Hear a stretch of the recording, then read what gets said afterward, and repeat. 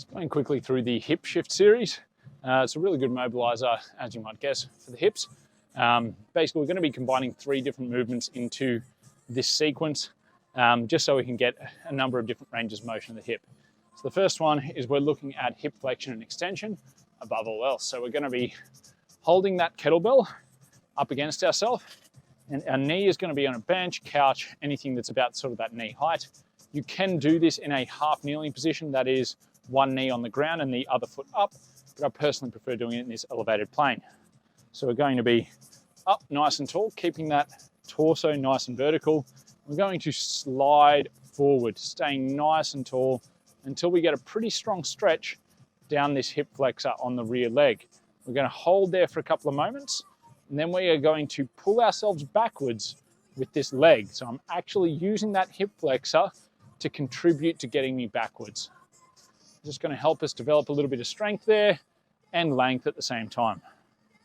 Now, after we've done those ones, we're going to shuffle the foot out just a little bit to give us a bit of space to move.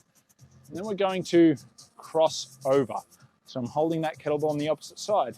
The reason that we do this is it exposes a muscle here called the TFL, which rotates the hip as well as flexes it. So now, instead of the front of that hip pushing forward, I'm going to be pushing my pocket forward. So I'm really turning my body away from it, and I'm going to slide in, squeeze my butt, and then pull myself back.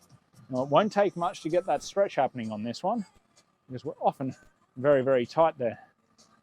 Gentle pull, nice, strict control throughout, keeping those glutes on as best we can. This can also get into the psoas a little bit because of that rotational element. And last but not least, we're going to be doing the lateral hip shift.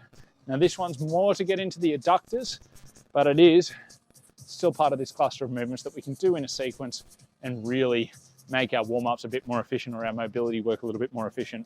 So I'm going to be foot pointed out, largely to the side. So I'm almost at 90 degrees out, probably about 80, 85.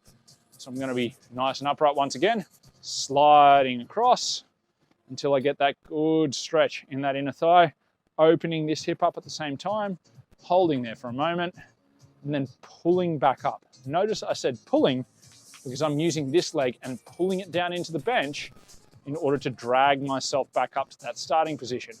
I am also using this foot, but I am using this leg as well, making sure both legs are contributing at all times.